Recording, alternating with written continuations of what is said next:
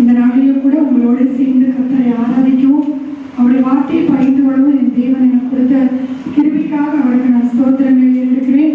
என்னை அன்போடு அழைத்த அருமையான சகோதரர்கள் குடும்பத்துக்கு இங்கே வந்திருக்கிற திருச்சபையின் ஆயர், திருச்சபையில் இருக்கிற மூப்பர் அனைவருக்கும் எல்லாருக்கும் கர்த்தருக்குள்ள நன்றியும் ஸ்தோத்திரங்களை நான் செலுத்திக் கொள்கிறேன். கண்களை மூடி நாம் கர்த்தரை ஆராதிக்கலாம். இந்த ஓய்வு நாளில் மன மகிழ்ச்சியான வேலையிலும் கூட கர்த்தர் நமக்கு நல்ல ஜீவனையும் சுகத்தையும் பலத்தையும் ஆண்டவர் தந்திருக்கிறார். கர்த்தர் கடந்த நாட்கள், கடந்த மாதங்கள் எல்லாம் நம்மை ஒவ்வொருவரையும் அதிசயமாய் நடத்தி வந்திருக்கிறார்.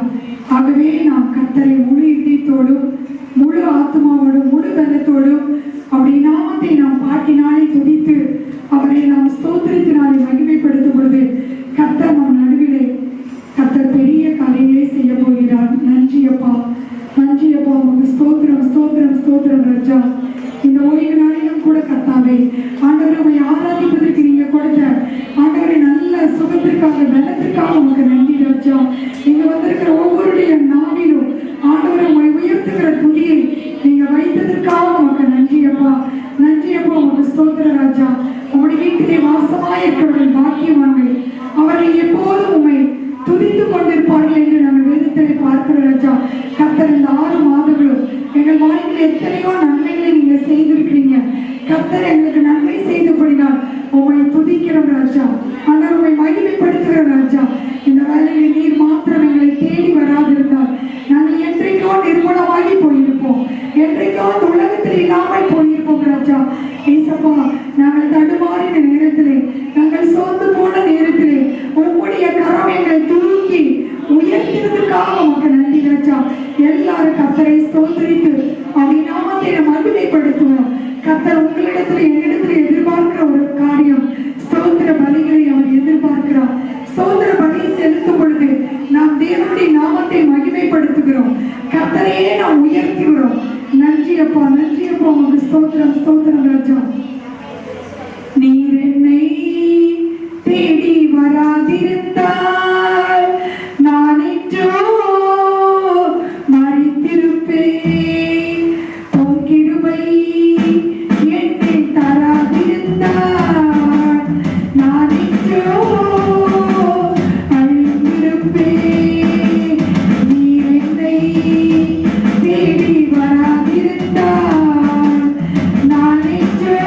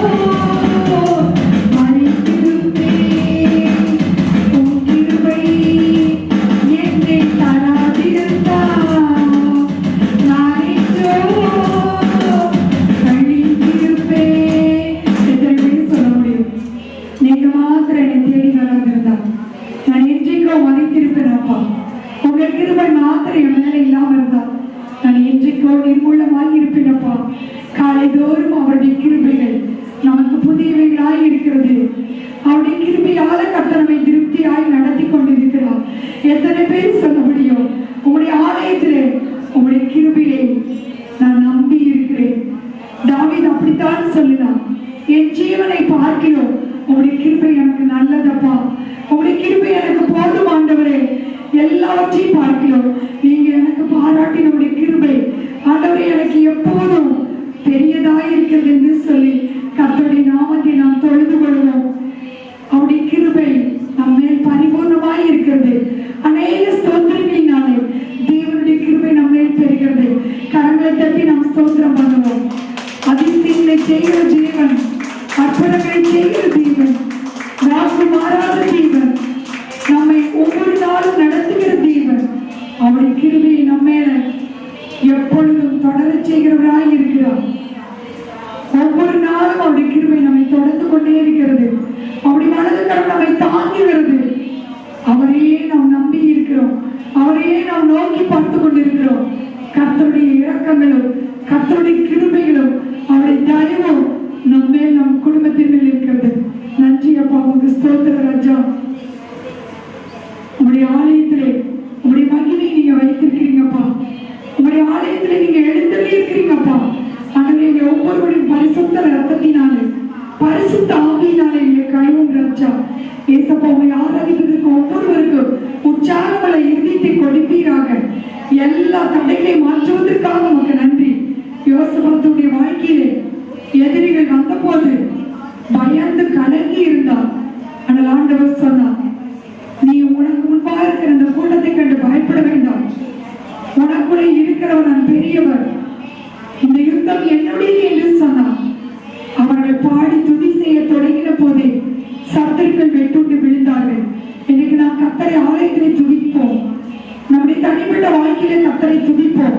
அவரை துதிக்கிற நம்முடைய வாழ்க்கை எப்பொழுதும் வெற்றிதான், எப்பொழுதும் நமக்கு விடுதலை தான், எப்பொழுதும் சத்துருக்கள் பின்னிட்டு ஓடுபடி செய்வார். செங்கடலை கர்த்தர் பிளப்பார், யோர்தானை பின்னிட்டு போக செய்வார். உங்களோடு இருக்கிறவர் பெரியவர். கரங்களை தட்டி ஆண்டவருக்கு நன்றி சொல்லலாமா? கர்த்தர் இந்த 6 மாதங்களும் எவ்வளவு அற்புதங்களை செய்திருக்கிறார். விழுந்து போகாமல் கர்த்தர் நம்மை பாதுகாத்தாரே. கைவிடப்பட்ட நேரம் உண்டு, கலைஞர நேரம் உண்டு, தள்ளாடின நேரம் உண்டு.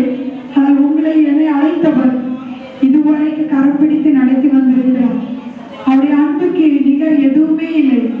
அவரை நாம் முழு இறுதித்தோடு தொழுது கொள்வோம். சமீபமாய் இருக்கிறார் கர்த்தர், நமக்கு சமீபமாய் இருக்கிறார். அவருக்கு ஒப்பான தேவன் யார்? அவரை போல நம்மை நேசிக்கிற தேவன் யார்? உலகத்திலே உபத்திரம் உண்டுதான், ஆனால் உலகத்தை செய்தவர் நம்மோடு கூட இருக்கிறார். கர்த்தர்